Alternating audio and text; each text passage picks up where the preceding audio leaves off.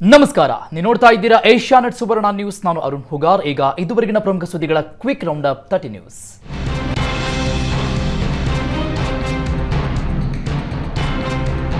ಇಡೀ ವಿಶ್ವವೇ ಕುತೂಹಲದಿಂದ ಎದುರು ನೋಡ್ತಾ ಇರುವ ಭಾರತದ ಲೋಕಸಭೆ ಚುನಾವಣೆಯ ಮಹಾ ಫಲಿತಾಂಶಕ್ಕೆ ಕೌಂಟ್ಡೌನ್ ಶುರುವಾಗಿದೆ.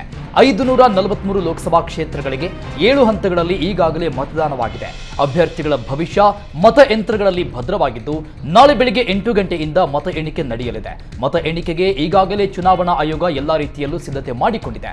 ಕೌಂಟಿಂಗ್ ಸೆಂಟರ್ಗಳಲ್ಲಿ ಮತ ಎಣಿಕೆಗೆ ಟೇಬಲ್ಗಳನ್ನು ಹಾಕಿ ಮತ ಎಣಿಕೆ ಕೇಂದ್ರಕ್ಕೆ ಬಿಗಿ ಭದ್ರತೆ ಕೈಗೊಳ್ಳಲಾಗಿದೆ. ಇನ್ನು ಈ ಬಾರಿಯೂ ಎನ್ಡಿಎಗೆ ಅಧಿಕಾರ ಅಂತ ಬಹುತೇಕ ಸಮೀಕ್ಷೆಗಳು ಭವಿಷ್ಯ ನುಡಿದಿವೆ.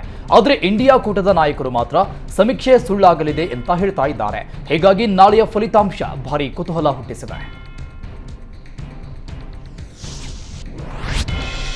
ಮತದಾನೋತ್ತರ ಸಮೀಕ್ಷೆಯಲ್ಲಿ ಎನ್ಡಿಎಗೆ ಬಹುಮತ ಎಂದಿದ್ದು ಷೇರು ಮಾರುಕಟ್ಟೆಯಲ್ಲಿ ಭಾರಿ ಏರಿಕೆ ಕಂಡಿದೆ.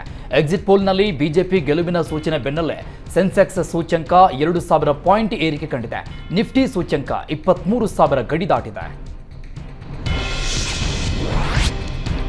ಈ ಬಾರಿ ಕೇಂದ್ರದಲ್ಲಿ ಬಿಜೆಪಿ ಸರ್ಕಾರ ಅಧಿಕಾರಕ್ಕೆ ಬರುತ್ತೆ, ಅದು ನಮಗೂ ಗೊತ್ತಿದೆ. ಆದರೆ ಬೇರೆಯವರ ರೀತಿ ನಾನು ಸುಳ್ಳು ಹೇಳಲ್ಲ ಅಂತ ಕಾಂಗ್ರೆಸ್ ಶಾಸಕ ಕೊತ್ತೂರು ಮಂಜುನಾಥ್ ಅಚ್ಚರಿಯ ಹೇಳಿಕೆ ಕೊಟ್ಟಿದ್ದಾರೆ.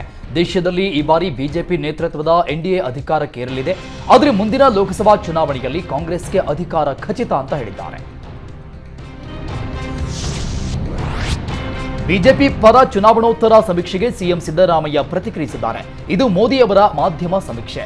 ಈ ಎಕ್ಸಿಟ್ ಪೋಲ್ ಅನ್ನ ಒಪ್ಪೋದಕ್ಕೆ ಸಾಧ್ಯವೇ ಇಲ್ಲ. ಕರ್ನಾಟಕದಲ್ಲಿ ನಾವು 15ರಿಂದ 20 ಸ್ಥಾನ ಗೆಲ್ಲುವುದಾಗಿ ಸಿಎಂ ಸಿದ್ದರಾಮಯ್ಯ ವಿಶ್ವಾಸ ವ್ಯಕ್ತಪಡಿಸಿದ್ದಾರೆ. ಲೋಕಸಭಾ ಚುನಾವಣಾ ಫಲಿತಾಂಶಕ್ಕೆ ಕೌಂಟ್ಡೌನ್ ಶುರುವಾಗಿದೆ. ಎನ್ಡಿಎ ಸರ್ಕಾರ ಅಧಿಕಾರಕ್ಕೆ ಬರುತ್ತೆ ಅಂತ ಸಮೀಕ್ಷೆಗಳು ಭವಿಷ್ಯ ನುಡಿದಿದ್ದು, ಈ ಬೆನ್ನಲ್ಲೇ ಮಾಜಿ ಸಿಎಂ ಕುಮಾರಸ್ವಾಮಿ ಪ್ರತಿಕ್ರಿಯಿಸಿದ್ದಾರೆ. ಕರ್ನಾಟಕದಲ್ಲಿ ಬಿಜೆಪಿ ಜೆಡಿಎಸ್ ಮೈತ್ರಿ ಮೂಲಕ ಹೋರಾಟ ಮಾಡಿದ್ದೇವೆ. ಕನಿಷ್ಠ 25 ಸ್ಥಾನ ಬರುತ್ತೇವೆ ಎಂಬ ನಿರೀಕ್ಷೆ ಇಟ್ಟುಕೊಂಡಿದೆ. ಇದರ ಪ್ರಕಾರವೇ ಎಕ್ಸಿಟ್ ಪೋಲ್ ಬಂದಿದೆ. ಕರ್ನಾಟಕದಲ್ಲಿ ಜೆಡಿಎಸ್ 3 ಸ್ಥಾನಗಳನ್ನು ಗೆಲ್ಲಲಿದೆ. ಇದರಲ್ಲಿ ಯಾವುದೇ ಸಂಶಯ ಇಲ್ಲ ಅಂತ ಹೇಳಿದ್ದಾರೆ.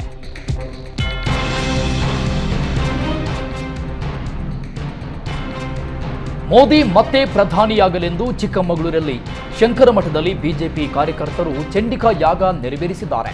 ಚಿಕ್ಕಮಗಳೂರು ಜಿಲ್ಲಾ ಬಿಜೆಪಿ ಎಸ್ಸಿ ಎಸ್ಟಿ ಘಟಕದಿಂದ ವಿಶೇಷ ಪೂಜೆ ಸಲ್ಲಿಸಿತು. ಮೋದಿ 3ನೇ ಬಾರಿಗೆ ಪ್ರಧಾನಿಯಾಗ್ತಾರೆ. ಮೋದಿಗೆ ಮತ್ತಷ್ಟು ಶಕ್ತಿ ಬರುವಂತೆ ಪೂಜೆ ಸಲ್ಲಿಸಿರುವುದಾಗಿ ಕಾರ್ಯಕರ್ತರು ಹೇಳಿದ್ದಾರೆ. ನೈಋತ್ಯ ಪದವೀಧರ ಕ್ಷೇತ್ರದ ಚುನಾವಣೆಯಲ್ಲಿ ಮಾಜಿ ಶಾಸಕ ರಘುಪತಿ ಭಟ್ ಮತ ಚಲಾಯಿಸಿದ್ದಾರೆ. ಬಳಿಕ ಮಾತನಾಡಿದ ರಘುಪತಿ ಭಟ್ ಗೆಲ್ಲುವ ವಿಶ್ವಾಸ ವ್ಯಕ್ತಪಡಿಸಿದರು. ಮತದಾರರು ನನಗೆ ಮತ ಹಾಕಲು ನಿಶ್ಚಯಿಸಿದ್ದಾರೆ. ನೆನೆಯವರೆಗೂ ಗೆಲ್ಲಲು ಶತಪ್ರಯತ್ನ ಮಾಡಿದ್ದೇವೆ ಎಂದಿದ್ದಾರೆ. ನಾನು ಕೂಡ ಮೋದಿಯ ಗೆಲುವಿನ ಮೂಡ್ನಲ್ಲಿದ್ದೇನೆ. ನಾನು ಪಕ್ಷ ಬಿಟ್ಟಿರಬಹುದು, ಮೋದಿಯನ್ನ ಬಿಟ್ಟಿಲ್ಲ. ಈ ಚುನಾವಣೆಯೇ ಬೇರೆ, ಲೋಕಸಭಾ ಚುನಾವಣೆಯೇ ಬೇರೆ. ಬಿಜೆಪಿ ಅಭ್ಯರ್ಥಿ ಶಿವಮೊಗ್ಗ ಭಾಗದಲ್ಲಿ ಎಲ್ಲಾ ಮನೆಗಳಿಗೆ 2,000 ರೂಪಾಯಿ ಹಂಚಿದ್ದಾರೆ. ಪದವೀಧರ ಕ್ಷೇತ್ರದಲ್ಲಿ ಮೊದಲ ಬಾರಿ ಹಣ ಹಂಚಿಕೆ ನಡೆದಿದೆ. ಹಣ ಕೊಟ್ಟು ಓಟ್ ಪಡೆದುಕೊಳ್ಳಬಹುದು ಅನ್ನೋದು ಸುಳ್ಳು ಅಂತ ಹೇಳಿದ್ದಾರೆ. ಮಾಜಿ ಶಾಸಕ ರಘುಪತಿ ಭಟ್ ಪರ ಸಂಸದ ಪ್ರತಾಪ್ ಸಿಂಹ ಬ್ಯಾಟ್ ಮಾಡಿದ್ದು ಪಕ್ಷದ ವಿರುದ್ಧ ಪರೋಕ್ಷ ಅಸಮಾಧಾನ ಹೊರಹಾಕಿದ್ದಾರೆ. ಟಿಕೆಟ್ ಸಿಗದೆ ಬುರ್ಖಾ ಸ್ಟೂಡೆಂಟ್ನಿಂದ ಗೇಲಿಗೆ ಒಳಗಾಗುವ ಪರಿಸ್ಥಿತಿ ಬಂದಿದೆ ಅಂತ ಸೋಷಿಯಲ್ ಮೀಡಿಯಾದಲ್ಲಿ ಪೋಸ್ಟ್ ಮಾಡಿದ್ದಾರೆ. ಉಡುಪಿಯ ಶಿಕ್ಷಣ ಸಂಸ್ಥೆಯೊಂದರಲ್ಲಿ ಸಮವಸ್ತ್ರ ಸಂಹಿತೆ ಮುರಿದು ಬುರ್ಖಾ ಧರಿಸಿ ಕ್ಲಾಸ್ಗೆ ಬಂದ ಜಿಹಾದಿ ಮನಸ್ಥಿತಿ ವಿರುದ್ಧ ಹೋರಾಡಿದ ರಘುಪತಿ ಭಟ್ಟರಿಗೆ ಎಂಎಲ್ಎ ಟಿಕೆಟೂ ಸಿಗಲಿಲ್ಲ, ಎಂಎಲ್ಸಿ ಟಿಕೆಟ್ ಅನ್ನು ಕೊಡಲಿಲ್ಲ. ಸಾಲದೆಂಬಂತೆ ಪಕ್ಷದಿಂದಲೂ ಉಚ್ಚಾಟನೆಗೆ ಒಳಗಾಗಿ ಬುರ್ಖಾ ವಿದ್ಯಾರ್ಥಿನಿಯಿಂದ ಗೇಲಿಗೆ ಒಳಗಾಗುವ ಪರಿಸ್ಥಿತಿ ಬಂದಿದೆ. ಇದು ದುರದೃಷ್ಟಕರ ಅಂತ ಸ್ವಪಕ್ಷೀಯರ ವಿರುದ್ಧವೇ ಪ್ರತಾಪ್ ಸಿಂಹ ಪೋಸ್ಟ್ ಮಾಡಿದ್ದಾರೆ. ಪ್ರತಾಪ್ ಸಿಂಹ ಟ್ವೀಟ್ ಮಾಡಿದ್ದಕ್ಕೆ ಮಾಜಿ ಸಚಿವ ಅಶ್ವಥ್ ನಾರಾಯಣ್ ಆಕ್ಷೇಪ ವ್ಯಕ್ತಪಡಿಸಿದ್ದಾರೆ. ಸಾರ್ವಜನಿಕವಾಗಿ ನಮ್ಮ ಅಭಿಪ್ರಾಯ ಹೇಳಬಾರದು, ನಾವು ಎಂದಿಗೂ ಪಕ್ಷದ ಅಧಿಕೃತ ಅಭ್ಯರ್ಥಿ ಪರವಾಗಿ ಇರಬೇಕಾಗತ್ತೆ ಅಂತ ಹೇಳಿದ್ದಾರೆ. ವಾಲ್ಮೀಕಿ ನಿಗಮದಲ್ಲಿ ಕಡಿಮೆ ಹಗರಣ ಅಲ್ಲ, ಬಹಳ ದೊಡ್ಡ ಹಗರಣ ನಡೆದಿದೆ ಅಂತ ಬಿಜೆಪಿ ರಾಜ್ಯಾಧ್ಯಕ್ಷ ವಿಜೇಂದ್ರ ಹೇಳಿದ್ದಾರೆ. ಹಗರಣದಲ್ಲಿ ಭಾಗಿಯಾದ ಸಚಿವ ನಾಗೇಂದ್ರ ರಾಜೀನಾಮೆ ಕೊಡಬೇಕು. ಲೋಕಸಭಾ ಚುನಾವಣೆ ವೇಳೆ ಕಾಂಗ್ರೆಸ್ ಹೈಕಮಾಂಡ್ಗಾಗಿ ತೆಲಂಗಾಣಕ್ಕೆ ಹಣ ವರ್ಗಾವಣೆ ಮಾಡಿದ್ದಾರೆ. ಹಣ ದುರುಪಯೋಗ ಆಗಿದೆ. ಇದರಲ್ಲಿ ಕೇವಲ ಸಚಿವರಷ್ಟೇ ಅಲ್ಲ, ದೊಡ್ಡವರ ಹೆಸರು ಕೇಳಿ ಬರ್ತಾ ಇದೆ. 100 ಕೋಟಿ ಹಗರಣ ಆಗಿರೋದ್ರಿಂದ ಸಿಬಿಐ ತನಿಖೆ ಆಗಬೇಕು ಅಂತ ವಿಜೇಂದ್ರ ಆಗ್ರಹಿಸಿದ್ದಾರೆ. ಕಾಂಗ್ರೆಸ್ ವಿರುದ್ಧ ಆರ್ ಅಶೋಕ್ ವಾಗ್ದಾಳಿ ನಡೆಸಿದ್ದಾರೆ. ಕಾಂಗ್ರೆಸ್ ಅಧಿಕಾರಕ್ಕೆ ಬಂದು 1 ವರ್ಷ ಆಗಿದೆ. ಹಗರಣ ಮಾಡಿ ರಾಜಾರೋಷವಾಗಿ ಓಡಾಡ್ತಾ ಇದ್ದಾರೆ. ಇವರು ಒಂದು ಹೋರಾಟಕ್ಕೆಲ್ಲ ಬಗ್ಗಲ್ಲ. ರಾಜ್ಯಾಧ್ಯಕ್ಷರ ಜೊತೆ ಮಾತಾಡಿದ್ದೇನೆ. ಸರ್ಕಾರದ 1 ವಿಕೆಟ್ ಬೀಳೋವರೆಗೂ ರಾಜ್ಯದಾದ್ಯಂತ ಹೋರಾಟ ಮಾಡ್ತೀವಿ ಅಂತ ಅಶೋಕ್ ಹೇಳಿದ್ದಾರೆ. ಇದು ಮಾನ ಮರ್ಯಾದೆ ಇಲ್ಲದ ಸರ್ಕಾರ. ಈ ಸರ್ಕಾರದಲ್ಲಿ ಕಳ್ಳರು ಖದೀಮರಿದ್ದಾರೆ. ಒಟ್ಟಾರೆ ತಲೆದಂಡ ಆಗುವವರೆಗೂ ಬಿಡಲ್ಲ ಅಂತ ವಿಪಕ್ಷ ನಾಯಕ ಆರ್ ಅಶೋಕ್ ಹೇಳಿದ್ದಾರೆ.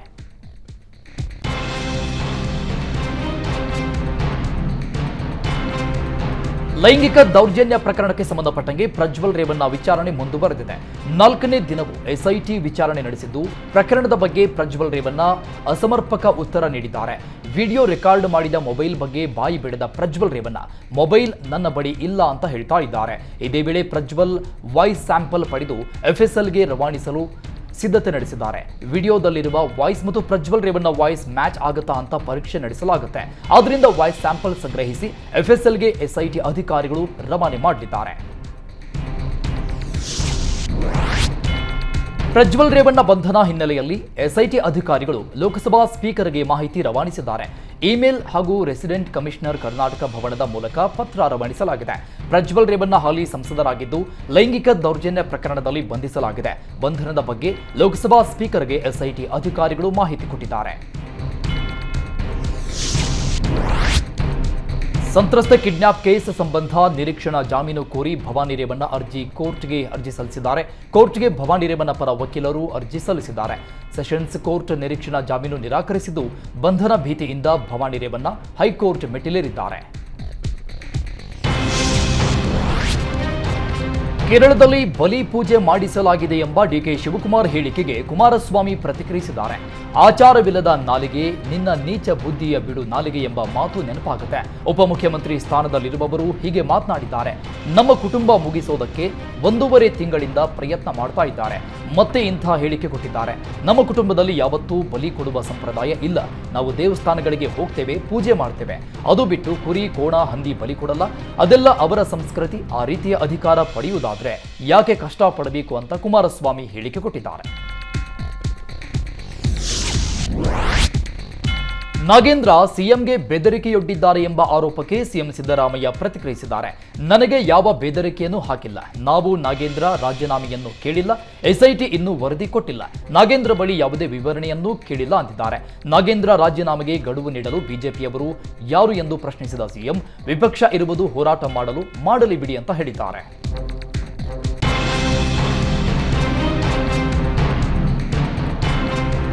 ಸಚಿವ ನಾಗೇಂದ್ರ ರಾಜೀನಾಮೆ ಕುರಿತು ಸಚಿವ ಕೃಷ್ಣ ಬೈರೇಗೌಡ ಪ್ರತಿಕ್ರಿಯಿಸಿದ್ದಾರೆ. ಡೆತ್ ನೋಟ್ನಲ್ಲಿ ಸಚಿವರ ಮೌಖಿಕ ಸೂಚನೆ ಅಂತ ಹೇಳಿದ್ದಾರೆ. ಇಲ್ಲ ಅಂತ ನಾನು ಹೇಳಿಲ್ಲ. ಆದರೆ ಯಾವ ಸಚಿವರು ಅಂತ ಅವರು ಹೇಳಿಲ್ಲ. ಇಲಾಖಾ ಸಚಿವ ನಾಗೇಂದ್ರ ಜೊತೆ ಸಿಎಂ ಡಿಸಿಎಂ ಮಾತಾಡಿದ್ದಾರೆ. ಆದರೆ ಇದರಲ್ಲಿ ನನ್ನ ಹಸ್ತಕ್ಷೇಪ ಇಲ್ಲ ಅಂತ ನಾಗೇಂದ್ರ ಹೇಳಿದ್ದಾರೆ. ಸರ್ಕಾರ ಈ ಪ್ರಕರಣವನ್ನು ಗಂಭೀರವಾಗಿ ಪರಿಗಣಿಸಿದೆ. ಈಗಾಗಲೇ ಎಸ್ಐಟಿ ರಚನೆಯಾಗಿದ್ದು, ತಪ್ಪಿತಸ್ಥರ ವಿರುದ್ಧ ಕ್ರಮ ಕೈಗೊಳ್ಳುವುದಾಗಿ ಕೃಷ್ಣ ಬೈರೇಗೌಡ ಹೇಳಿದ್ದಾರೆ. ವಾಲ್ಮೀಕಿ ನಿಗಮದ ಹಗರಣದಲ್ಲಿ ಸಚಿವ ನಾಗೇಂದ್ರ ಹೆಸರು ಕೇಳಿ ಬಂದರೂ ರಾಜೀನಾಮೆ ನೀಡಿಲ್ಲ. ಸಿಎಂಗೆ ನಾಗೇಂದ್ರ ರಾಜೀನಾಮೆ ಪಡೆಯುವ ತಾಕತ್ತು ಇಲ್ಲ ಅನ್ನಿಸ್ತಾ ಇದೆ ಅಂತ ಕೋಟಾ ಶ್ರೀನಿವಾಸ್ ಪೂಜಾರಿ ಹೇಳಿದ್ದಾರೆ. 187 ಕೋಟಿಯ ದೊಡ್ಡ ಹಗರಣ ಆಗಿದೆ. ತೆಲಂಗಾಣ, ಆಂಧ್ರಕ್ಕೆ ಆ ಹಣ ಹೋಗಿದೆ. ಹಗರಣದಲ್ಲಿ ನನ್ನ ತೆಗೆದ್ರೆ ಉಳಿದವರ ಹಗರಣ ಹೊರ ತೆಗಿತೇವೆ ಅಂತ ಧಮಕಿ ಹಾಕಿದ್ದಾರೆ. ಹೀಗಾಗಿ ನಾಗೇಂದ್ರ ವಿರುದ್ಧ ಕ್ರಮ ಕೈಗೊಳ್ಳಲು ಹಿಂದೇಟು ಹಾಕ್ತಾ ಇದ್ದಾರೆ ಅಂತ ಆಕ್ರೋಶ ವ್ಯಕ್ತಪಡಿಸಿದ್ದಾರೆ. ವಾಲ್ಮೀಕಿ ನಿಗಮದ ಅಧಿಕಾರಿ ಚಂದ್ರಶೇಖರ್ ಆತ್ಮಹತ್ಯೆ ಪ್ರಕರಣ ಕುರಿತು ಸರ್ಕಾರದ ವಿರುದ್ಧ ಸಿಟಿ ರವಿ ವಾಗ್ದಾಳಿ ನಡೆಸಿದ್ದಾರೆ. ನಕಲಿ ಖಾತೆಗೆ ಹಣ ವರ್ಗಾವಣೆ ಮಾಡಿದ್ದಾರೆ. ಆ ನಕಲಿ ಖಾತೆ ಯಾವುದು? ಹೈದರಾಬಾದ್ಗೆ ಹಣ ಯಾಕೆ ಹೋಯಿತು ಅಂತ ಸಿಟಿ ರವಿ ಪ್ರಶ್ನಿಸಿದ್ದಾರೆ. ಹೈದರಾಬಾದ್ನಲ್ಲಿ ಇರೋದು ಕಾಂಗ್ರೆಸ್ ಸರ್ಕಾರ. ಚುನಾವಣೆ ಖರ್ಚಿಗೆಂದು ಈ ಹಣ ಬಳಕೆಯಾಗಿರುವ ಅನುಮಾನ ಇದೆ. ಸಚಿವ ನಾಗೇಂದ್ರ, ನೀವು ನನ್ನನ್ನ ತೆಗೆದ್ರೆ ನಾನು ನಿಮ್ಮನ್ನೇ ತೆಗಿತೇನೆ ಅಂತ ಸಿಎಂಗೆ ಧಮಕಿ ಹಾಕಿದ್ದಾರೆ. ಹಾಗಾಗಿ ಸಿಎಂ ಧಮ್ಲೆಸ್ ಆಗಿದ್ದಾರೆ ಅಂತ ಲೇವಡಿ ಮಾಡಿತ್ತು. ಸಿಎಂ ಬೇರೆಯವರ ಬಗ್ಗೆ ಧಮ್ ಇಲ್ಲದಿರುವುದು ಅಂತಿದ್ರು. ಈಗ ಅವರೇ ಧಮ್ಲೆಸ್ ಆಗಿದ್ದಾರೆ. ಈ ಪ್ರಕರಣದಲ್ಲಿ ಕಾಂಗ್ರೆಸ್ ಭ್ರಷ್ಟರ ರಕ್ಷಣೆಗೆ ನಿಂತಿದೆ ಅಂತ ಸರ್ಕಾರದ ವಿರುದ್ಧ ಸಿಟಿ ರವಿ ಕಿಡಿಕಾರಿದ್ದಾರೆ. ಪೋಕ್ಸೋ ಪ್ರಕರಣದ ಆರೋಪಿ ಮುರುಘಾಶ್ರೀಗೆ ಮತ್ತಷ್ಟು ಸಂಕಷ್ಟ ಶುರುವಾಗಿದೆ. ಜೂನ್ 11, 12 ಹಾಗೂ 13ರಂದು ಸಾಕ್ಷಿಗಳ ವಿಚಾರಣೆಗೆ ದಿನಾಂಕ ನಿಗದಿ ಮಾಡಲಾಗಿದೆ.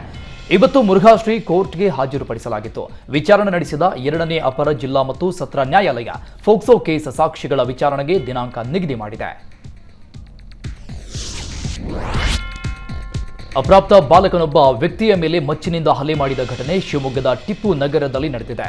ಶಿವಮೊಗ್ಗದ ಗಾಡಿಕೊಪ್ಪದ ತಾಂಡಾ ನಿವಾಸಿ ಮಲ್ಲೇಶ್ ಹಲ್ಲೆಗೊಳಗಾದ ವ್ಯಕ್ತಿ ಕುಡಿದ ಮತ್ತಲ್ಲಿ ಮಲ್ಲೇಶ್ ಮಟನ್ ಅಂಗಡಿಗೆ ಹೋಗಿದ್ದ. ಮಟನ್ ಖರೀದಿಸಿದ ಬಳಿಕ ಇನ್ನೂ ಹೆಚ್ಚು ಮಟನ್ ಹಾಕುವಂತೆ ಗಲಾಟೆ ಮಾಡಿದ್ದ. ಹೆಚ್ಚು ಮಟನ್ ಹಾಕಲು ಬರಲ್ಲ ಎಂದ ಬಾಲಕನಿಗೆ ಹೊಡೆಯಲು ಹೋಗಿದ್ದ. ಈ ವೇಳೆ ಮಾತಿಗೆ ಮಾತು ಬೆಳೆದು ಸಿಟ್ಟಿಗೆದ್ದ ಅಪ್ರಾಪ್ತ ಬಾಲಕ ಮಲ್ಲೇಶ್ ಮೇಲೆ ಮಚ್ಚಿನಿಂದ ಹಲ್ಲೆ ಮಾಡಿದ್ದಾನೆ. ಗಾಯಗೊಂಡ ಮಲ್ಲೇಶ್ನನ್ನ ಮೆಗ್ಗಾನ್ ಆಸ್ಪತ್ರೆಗೆ ದಾಖಲಿಸಲಾಗಿದೆ. ಹಲ್ಲೆ ಮಾಡಿದ ಬಾಲಕ ಪೊಲೀಸರಿಗೆ ಶರಣಾಗಿದ್ದಾನೆ. ಶಿವಮೊಗ್ಗದ ದೊಡ್ಡಪೇಟೆ ಪೊಲೀಸ್ ಠಾಣೆಯಲ್ಲಿ ಈ ಬಗ್ಗೆ ಪ್ರಕರಣ ದಾಖಲಾಗಿದೆ.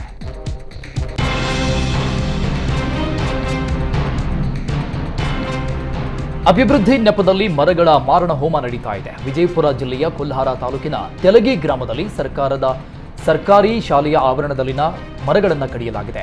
ಅರಣ್ಯ ಇಲಾಖೆಯಿಂದ ಅನುಮತಿ ಪಡೆಯದೆ ಮರಗಳನ್ನು ಕತ್ತರಿಸಿದ ಆರೋಪ ಕೇಳಿಬಂದಿದೆ. ಮರಗಳನ್ನು ಕತ್ತರಿಸಿದ್ದಕ್ಕೆ ಸಾರ್ವಜನಿಕರು ತೀವ್ರ ಆಕ್ರೋಶ ವ್ಯಕ್ತಪಡಿಸಿದ್ದಾರೆ. ಪಂಚಾಯಿತಿ ವಿರುದ್ಧ ಅರಣ್ಯ ಇಲಾಖೆಗೆ ದೂರು ನೀಡಲಾಗಿದ್ದು ಕೂಡಗಿ ಎನ್ಟಿಪಿಸಿ ಪೊಲೀಸ್ ಠಾಣೆಯಲ್ಲಿ ಎಫ್ಐಆರ್ ದಾಖಲಾಗಿದೆ.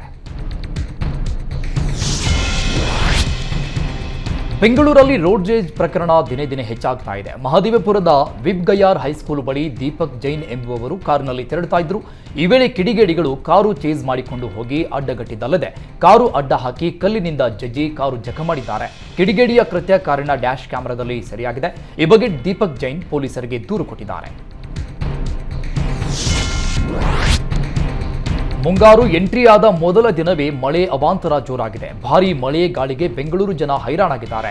ಬೆಂಗಳೂರಲ್ಲಿ ನಿನ್ನೆ ಒಂದೇ ದಿನ 11 ಸೆಂಟಿಮೀಟರ್ ಮಳೆ ಸುರಿದಿದೆ. 2013ರ ಬಳಿಕ ಮುಂಗಾರು ಮಳೆ ದಾಖಲೆ ಬರೆದಿದೆ. 50 ಕಿಲೋಮೀಟರ್ ವೇಗದಲ್ಲಿ ಗಾಳಿ ಬೀಸಿದ್ದು ಮುಂಗಾರು ಎಂಟ್ರಿಗೆ ಜನ ಕಂಗಾಲಾಗಿದ್ದಾರೆ. ಬೆಂಗಳೂರಲ್ಲಿ ನಿನ್ನೆ 120ಕ್ಕೂ ಹೆಚ್ಚು ಮರಗಳು ಧರೆಗುರುಳಿದ್ದು ಮರಗಳು ಬಿದ್ದು 50ಕ್ಕೂ ಹೆಚ್ಚು ವಾಹನಗಳು ಜಖಂಗೊಂಡಿವೆ. ಬೆಂಗಳೂರಲ್ಲಿ ನಿನ್ನೆ ಸುರಿದ ಭಾರೀ ಮಳೆಯ ಅವಾಂತರ ಸೃಷ್ಟಿಯಾಗಿದೆ. ಬೆಂಗಳೂರಿನ 8 ವಲಯಗಳಲ್ಲಿ ಒಟ್ಟು 206 ಮರಗಳು ಧರೆಗುರುಳಿದ್ದು ಜನ ಪರದಾಡ್ತಾ ಇದ್ದಾರೆ. ಬೊಮ್ಮನಹಳ್ಳಿ, ದಾಸರಹಳ್ಳಿ, ಬೆಂಗಳೂರು ಪೂರ್ವ, ಮಹದೇವಪುರ, ಆರ್ಆರ್ ನಗರ, ಬೆಂಗಳೂರು ದಕ್ಷಿಣ, ಬೆಂಗಳೂರು ಪಶ್ಚಿಮ, ಯಲಹಂಕ ಸೇರಿದಂತೆ ಹಲವೆಡೆ 206 ಮರಗಳು ನೆಲಕಚ್ಚಿವೆ. 38 ಸ್ಥಳಗಳಲ್ಲಿ ನೀರು ನಿಂತಿದ್ದು ವಾಹನ ಸವಾರರು ಹೈರಾಣಾಗಿದ್ದಾರೆ. ಭಾರೀ ಮಳೆ ಬೆಂಗಳೂರಲ್ಲಿ ಅವಾಂತರಗಳ ಸರಮಾಲೆಯನ್ನೇ ಸೃಷ್ಟಿ ಮಾಡಿದೆ. ಅಗ್ರಹಾರ, ದಾಸರಹಳ್ಳಿಯಲ್ಲಿ ಮರ ಮನೆ ಮೇಲೆ ಬಿದ್ದು ಕುಟುಂಬಸ್ಥರು ಪರದಾಡ್ತಾ ಇದ್ದಾರೆ. ರಾತ್ರಿ ಮರ ಬಿದ್ದರೂ ಈವರೆಗೂ ಬಿಬಿಎಂಪಿ ಸಿಬ್ಬಂದಿ ಮಾತ್ರ ಸ್ಥಳಕ್ಕೆ ಬಂದಿಲ್ಲ. ರಸ್ತೆಯಲ್ಲಿ ನಿಲ್ಲಿಸಿದ 2 ಕಾರ್ನ ಮೇಲೆ ಮರದ ಕೊಂಬೆ ಬಿದ್ದಿದ್ದು ಮನೆಯಿಂದ ಹೊರಬರಲಾಗದೆ ಕುಟುಂಬಸ್ಥರು ಒದ್ದಾಡ್ತಾ ಇದ್ದಾರೆ. ರಾತ್ರಿಯಿಂದ ಬಿಬಿಎಂಪಿಗೆ ಫೋನ್ ಮಾಡ್ತಾ ಇದ್ದೇವೆ, ಆದರೆ ಈವರೆಗೂ ಬಂದಿಲ್ಲ ಅಂತ ಅಧಿಕಾರಿಗಳ ವಿರುದ್ಧ ಆಕ್ರೋಶ ವ್ಯಕ್ತಪಡಿಸಿದ್ದಾರೆ.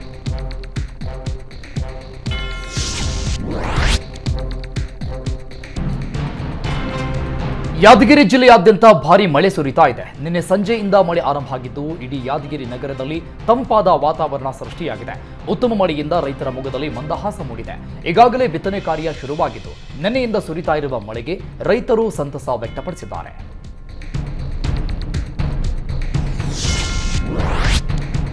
ವಿಜಯಪುರದಲ್ಲಿ ರಾತ್ರಿ ಸುರಿದ ಮಳೆಯಿಂದ ಅನಾಹುತ ಸೃಷ್ಟಿಯಾಗಿದೆ. ಹೊಸಪೇಟೆಯ ಜಂಬುನಾಥನಹಳ್ಳಿ ಬಳಿ ಮಳೆಯ ನೀರು ಗದ್ದೆ, ತೋಟಗಳಿಗೆ ನುಗ್ಗಿದ್ದು ಬಾಳೆ, ಕಬ್ಬು, ಮೆಕ್ಕೆಜೋಳ ಸೇರಿದಂತೆ ಹಲವು ಬೆಳೆಗಳು ನೀರು ಪಾಲಾಗಿದ್ದು ರೈತರು ಕಂಗಾಲಾಗಿದ್ದಾರೆ.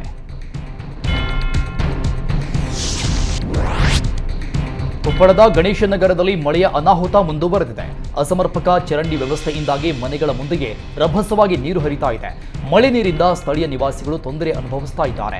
ರಭಸವಾಗಿ ಹರಿಯುವ ನೀರಿನಲ್ಲಿಯೇ ವಿದ್ಯಾರ್ಥಿಗಳು ಶಾಲೆ ಕಾಲೇಜುಗಳಿಗೆ ತೆರಳುತ್ತಾ ಇದ್ದಾರೆ. ಚರಂಡಿ ಸರಿಪಡಿಸದ ನಗರಸಭೆ, ಪಟ್ಟಣ ಪಂಚಾಯಿತಿ ಅಧಿಕಾರಿಗಳ ವಿರುದ್ಧ ಸ್ಥಳೀಯರು ಆಕ್ರೋಶ ವ್ಯಕ್ತಪಡಿಸಿದ್ದಾರೆ. ಬಾಗಲಕೋಟೆಯ ಹಲವೆಡೆ ಭಾರೀ ಮಳೆ ಸುರಿತಾ ಇದ್ದು ಒಂದೇ ಮಳೆಗೆ ಹಳ್ಳ ಕೊಳ್ಳಗಳು ತುಂಬಿ ಹರಿತಾ ಇವೆ. ಇಳಕಲ್ಲ ತಾಲೂಕಿನ ಕರಡಿ ಗ್ರಾಮದಲ್ಲಿರುವ ಹಳ್ಳ ಭರ್ತಿಯಾಗಿದ್ದು ಬೇಕಮಲದಿನ್ನಿಯಿಂದ ಕರಡಿಗೆ ಹೋಗುವ ಮುಖ್ಯ ರಸ್ತೆ ಜಲಾವೃತವಾಗಿದೆ. ಹಲವು ವರ್ಷಗಳಿಂದ ಸೇತುವೆ ನಿರ್ಮಾಣ ಕಾಮಗಾರಿ ಪೂರ್ಣಗೊಳ್ಳದ ಹಿನ್ನೆಲೆಯಲ್ಲಿ ಗ್ರಾಮಸ್ಥರು ಹಿಡಿಶಾಪ ಹಾಕ್ತಾ ಇದ್ದಾರೆ. ರಸ್ತೆ ಸಂಪರ್ಕ ಬಂದ್ ಹಿನ್ನೆಲೆ ವಾಹನ ಸಂಚಾರಕ್ಕೂ ಅಡ್ಡಿಯಾಗಿದೆ. ಬಳ್ಳಾರಿ ಜಿಲ್ಲೆಯಾದ್ಯಂತ ತಡರಾತ್ರಿ ಸುರಿದ ಭಾರೀ ಮಳೆಗೆ ಅವಾಂತರ ಸೃಷ್ಟಿಯಾಗಿದೆ. ಹಳ್ಳ ಕೊಳ್ಳಗಳು ತುಂಬಿ ಹರಿತಾ ಇದ್ದು ನೀರಿನ ರಭಸಕ್ಕೆ ತಿಮ್ಮಲಾಪುರ ಗ್ರಾಮದ ಸೇತುವೆ ಕೊಚ್ಚಿ ಹೋಗಿದೆ. ನೀರಿನ ರಭಸಕ್ಕೆ ಸೇತುವೆ ಕೊಚ್ಚಿ ಹೋಗಿದ್ದು ಜನ ಪರದಾಡ್ತಾ ಇದ್ದಾರೆ. ಸಂಚಾರಕ್ಕೆ ಅನುವು ಮಾಡಿಕೊಡುವಂತೆ ಜಿಲ್ಲಾಡಳಿತಕ್ಕೆ ಜನ ಒತ್ತಾಯಿಸಿದ್ದಾರೆ. ಸೇತುವೆ ಕೊಚ್ಚಿ ಹೋದ ಪರಿಣಾಮ ರಸ್ತೆಯಲ್ಲಿಯೇ ಕೆಎಸ್ಆರ್ಟಿಸಿ ಬಸ್ ಕೆಟ್ಟು ನಿಂತಿದ್ದು ವಿದ್ಯಾರ್ಥಿಗಳು ಪರದಾಡುವಂತಾಗಿದೆ.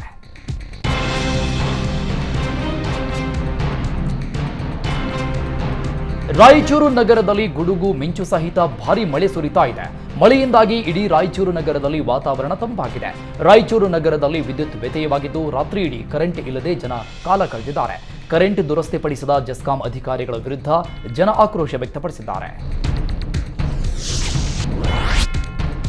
ತೆಂಗಿನ ಮರಕ್ಕೆ ಸಿಡಿಲು ಬಡಿದ ಪರಿಣಾಮ ತೆಂಗಿನ ಮರ ಹೊತ್ತಿ ಉರಿದಿದೆ. ವಿಜಯನಗರ ಜಿಲ್ಲೆ ಹೂವಿನಹಡಗಲಿ ತಾಲೂಕಿನ ಹಿರೇಹಡಗಲಿ ಗ್ರಾಮದಲ್ಲಿ ಈ ಘಟನೆ ನಡೆದಿದೆ.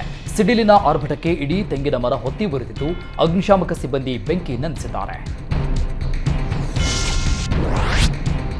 ದಾವಣಗೆರೆ ಜಿಲ್ಲೆಯ ಹೊನ್ನಾಳಿಯಲ್ಲಿ ನೈಋತ್ಯ ಪದವೀಧರ ಕ್ಷೇತ್ರ ಚುನಾವಣೆ ವೇಳೆ ಮತದಾರರಿಗೆ ಆಮಿಷ ಒಡ್ಡಿದ್ದಾರೆ. ಮತದಾರರಿಗೆ ಹಣ ಹಂಚುವ ವೇಳೆ ಎಸಿ ಅಭಿಷೇಕ್ ನೇತೃತ್ವದ ತಂಡ ದಾಳಿ ನಡೆಸಿದ್ದು ಇಬ್ಬರನ್ನ ರೆಡ್ ಹ್ಯಾಂಡ್ ಆಗಿ ಹಿಡಿದಿದ್ದಾರೆ. ಪಕ್ಷೇತರ ಅಭ್ಯರ್ಥಿ ಎಸ್ಪಿ ದಿನೇಶ್ ಪರವಾಗಿ ಹಣ ಹಂಚಲಾಗ್ತಾ ಇತ್ತು.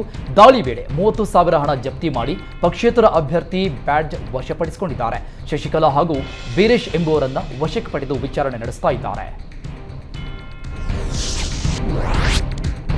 ವಿಆರ್ಎಲ್ ಬಸ್ ಪಲ್ಟಿಯಾಗಿದ್ದು ಸ್ಥಳದಲ್ಲಿಯೇ ಇಬ್ಬರು ಮೃತಪಟ್ಟಿದ್ದಾರೆ. 7 ಜನರ ಸ್ಥಿತಿ ಚಿಂತಾಜನಕವಾಗಿದೆ. ಯಾದಗಿರಿ ಜಿಲ್ಲೆಯ ಶಹಾಪುರ ತಾಲೂಕಿನ ಹತ್ತಿಗೂಡೂರು ಬಳಿ ಈ ಘಟನೆ ನಡೆದಿದೆ. 37 ಜನರಿಂದ ವಿಆರ್ಎಲ್ ಬಸ್ ಕಲಬುರಗಿಯಿಂದ ಬೆಂಗಳೂರು ಕಡೆಗೆ ತೆರಳುತ್ತಾ ಇತ್ತು. ಈ ವೇಳೆ ನಿಯಂತ್ರಣ ತಪ್ಪಿ ಬಸ್ ಪಲ್ಟಿಯಾಗಿದ್ದು ಇಬ್ಬರು ಮೃತಪಟ್ಟಿದ್ದಾರೆ. ಬಸ್ನಲ್ಲಿದ್ದ ಪ್ರಯಾಣಿಕರನ್ನ ಹೊರ ತೆಗೆದು ಚಿಕಿತ್ಸೆಗಾಗಿ ಶಹಾಪುರ ತಾಲೂಕು ಆಸ್ಪತ್ರೆಗೆ ರವಾನಿಸಲಾಗಿದೆ. ಶಹಾಪುರ ಪೊಲೀಸ್ ಠಾಣೆಯಲ್ಲಿ ಪ್ರಕರಣ ದಾಖಲಾಗಿದೆ.